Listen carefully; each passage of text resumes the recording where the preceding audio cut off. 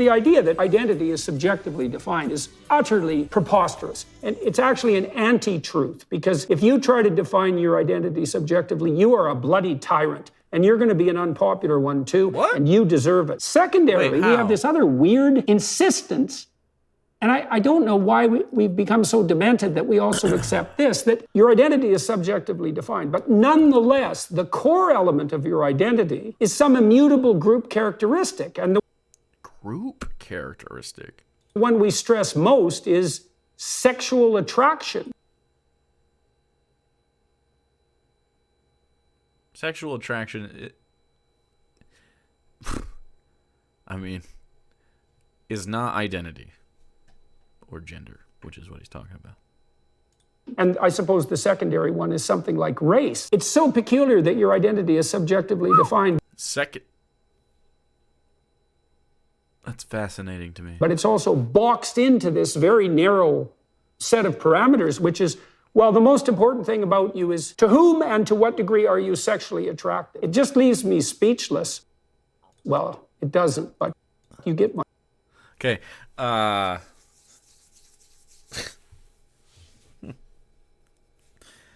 have thoughts. Why did that happen? Hold on, wait. Before I do anything, let me go back. Okay, I don't want that to happen again. There you go. Okay, that won't happen again. I deleted chat on accident. I didn't mean to. Anyway, fill it back up really quick. Fill it back up. Can't even look at it. Let's turn this back on. Actually, maybe not. Jordan Peterson. Identity is objective, not subjective. I don't even know how you get to objective identity.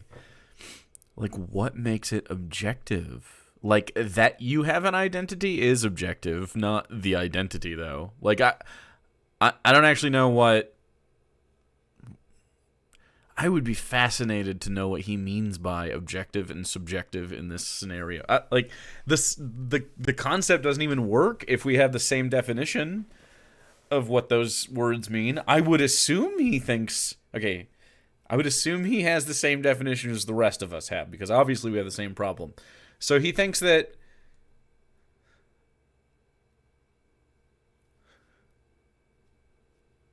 Man, I gotta listen to it again. I might as well just do it here. I gotta hear it again. I gotta know. Let's just start over. The idea that identity is subjectively defined is utterly preposterous. And it's actually an anti-truth, because if you try to define your identity subjectively, you are a bloody tyrant. And you're going to be an unpopular one too, and you deserve it. Secondarily... I don't know what that means. I assume he means... Like, it sounds like he's bitching about use my correct pronouns. Like, use the pronouns, right? Peach Dryad, thanks so much for the 12 months. It's a whole year. A year together, you and me. We did it. I feel like it's got to be your pronouns thing. You're a tyrant now because you have pronouns. You also have a name. That's tyranny. Having your name be said correctly is tyranny, and also having pronouns that properly define you so that people are talking about the right person. That is also tyranny.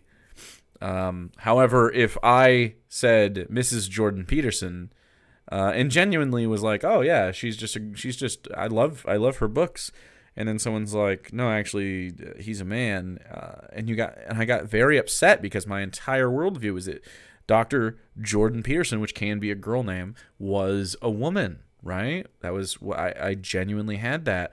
And you shook my worldview. It'd be like if I just said no. No, he's not. But because he's cis, it's like weird for me to do that, right? It's like so fucking weird. Oh, no, he's not that. But I've never seen Jordan's dick. How come trans women are the ones that we have to pat down, but I'm not squeezing on his balls to figure out if it's real? I don't know, dude. Every transphobe has to hang meat or show vag and prove it. Every transphobe does. Until they do that, they can't subject any trans person to any sort of fucking check. I've seen like bills going. Sarah was telling me about this like yesterday or maybe this morning about like a sports. Was it Florida? They're like, oh, you gotta tell us your period history if you want to play girls sports. Like, just fucking lie. First of all, if you're a trans girl and you get checked by the Florida people about that, like, assuming you won't get criminally charged, which I can't imagine you would, you should check though. Florida's crazy. You should just lie about when you had your last period if they're fucking checking. Like, fuck off. That's so fucking gross. Anyway, that's my rant on his rant.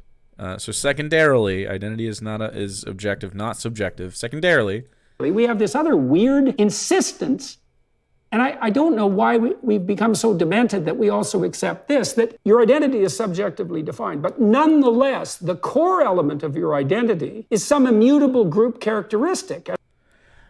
I hope they have a contact. Huntress Marcy, thanks so much for the 14 months. Thank you. I demand corn. You get it. You get it. You've demanded it. You deserve it. It's yours. It's yours to have. Buttered and delicious. Anyway.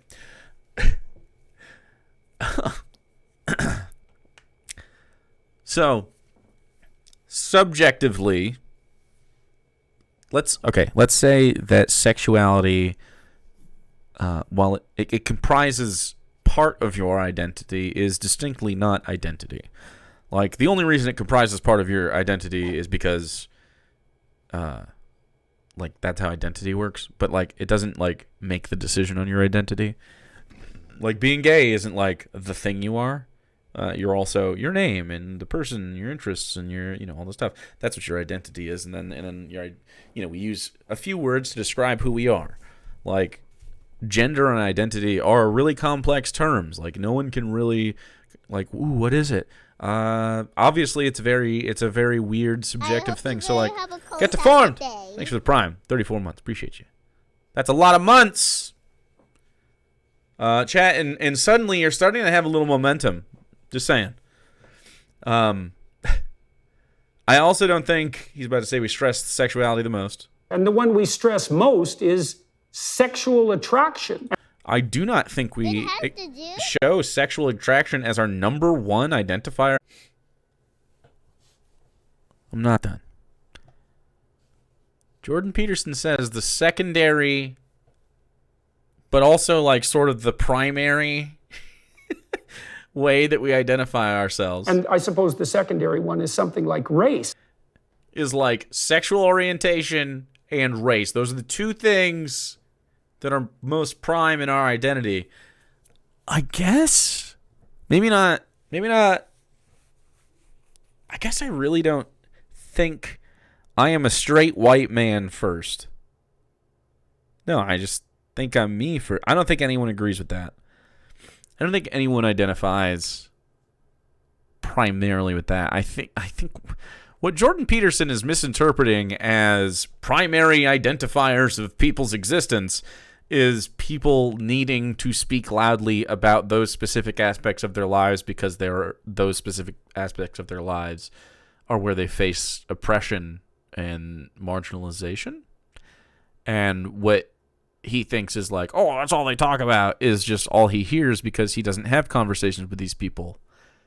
He gets yelled at by these people because he doesn't listen to them and he advocates against them.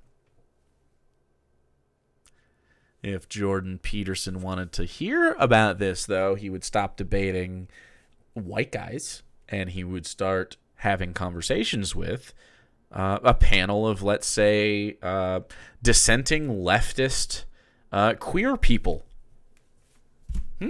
Like a whole panel just disagreeing with him. Think you'd ever do that? No. But I will. If you and your conservative bros want to hang out, I do too. Let's do it. It's so peculiar that you got to follow the fucking rules, though, okay? Like a conversation, not like a dude bro yelling match. Okay? your identity is subjectively defined, but it's also boxed into this very narrow set of parameters, It which has is, to do- well, the most important thing about you is to whom and to what degree are you sexually attracted? So, thank you freaking out for the biddies. JVP and conservatives in general want the ability to define you for you because they are assholes and believe their version of a rigid hierarchy should be pushed on everyone else and everyone should be put in neat little boxes. But he argues that you are in the little box, actually. I would argue, Jordan Peterson, that expression of self is the purest form of freedom of speech that we have. And we can do it to varying degrees. You want to keep the volume down here. Some people want to turn it up to 11. Everyone is free to do so. We are also free to criticize each other. That's totally fine. But what you're doing is not criticism. Okay? This isn't critique. What you're doing is just saying, no, you can't do that. And here's why. Like, you're arguing that you can't do these things.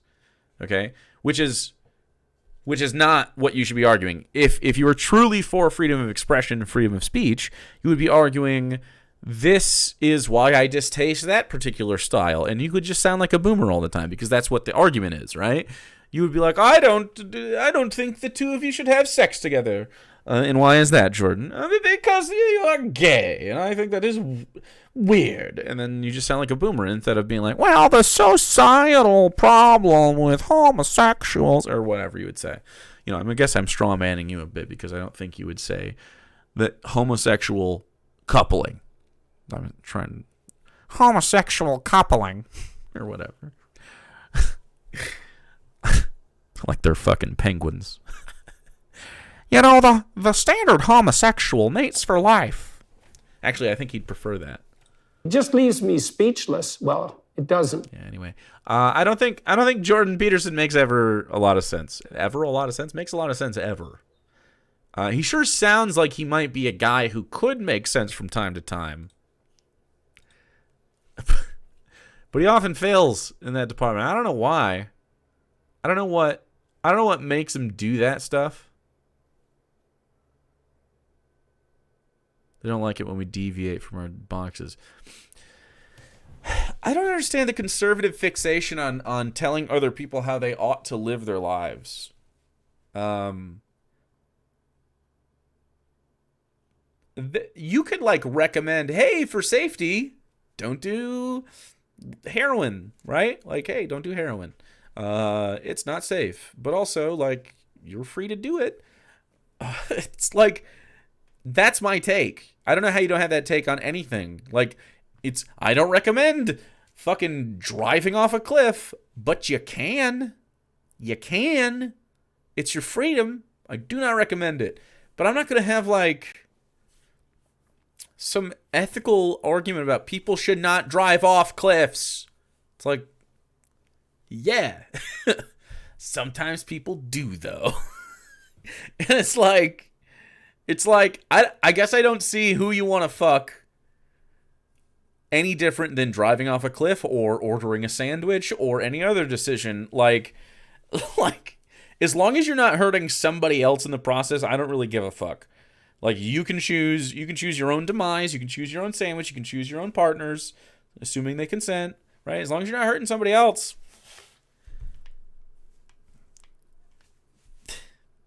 Yeah.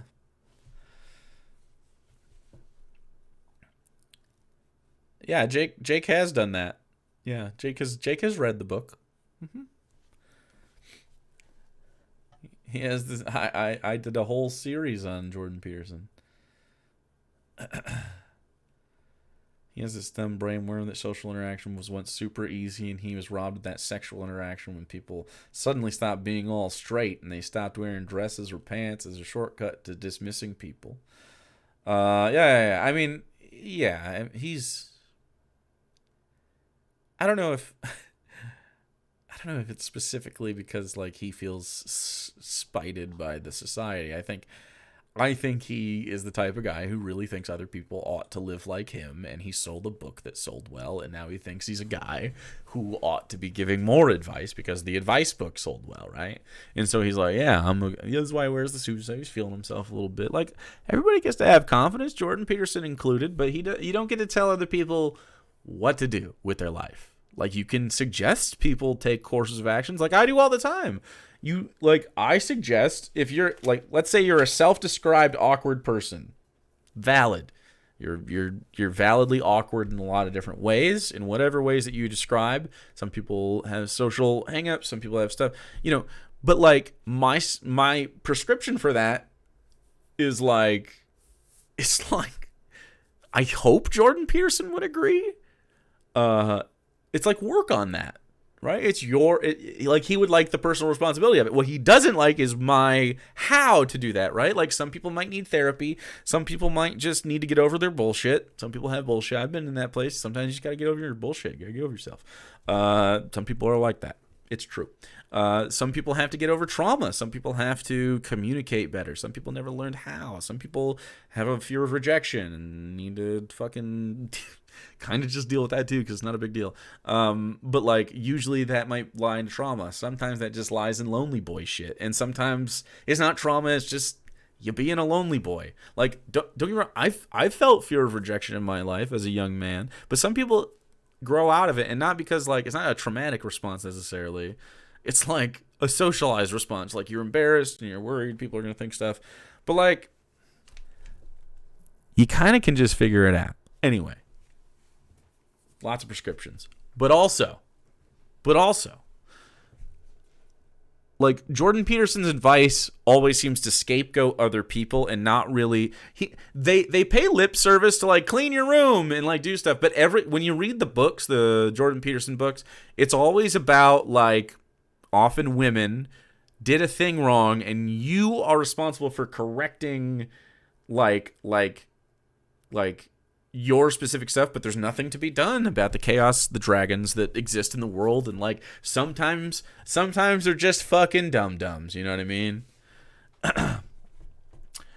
Only faith in God allows people to quit cigarettes.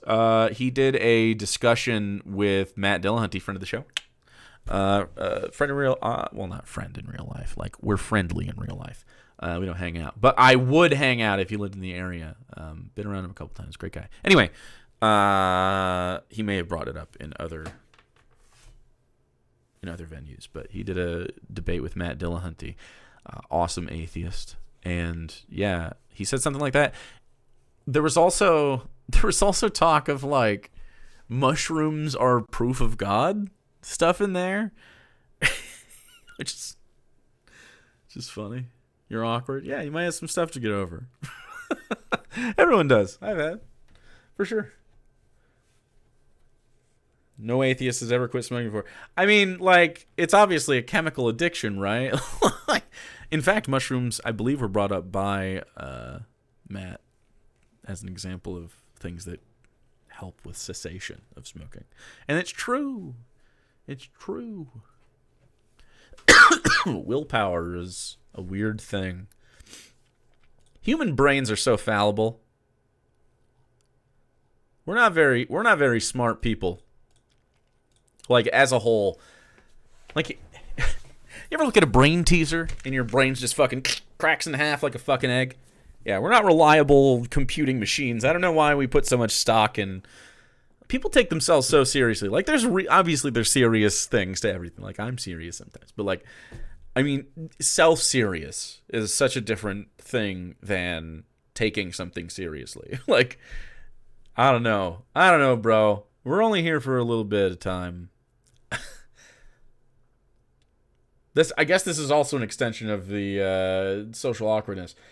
I don't know when it came to me. I was when I was like a little kid and like into middle school, I was a little awkward, and I remember being like embarrassed to like ask girls to dance and stuff and like express attraction. I think I don't really know where that lived. Anyway, I got over that really fast. I don't know what happened in my teenage years. I just got over it. When I think about Top G, I think he's a little bitch. Yeah, I think he's hides behind a facade, obviously. And it takes a real man to fucking be whoever you are, honestly, without as much facade as possible.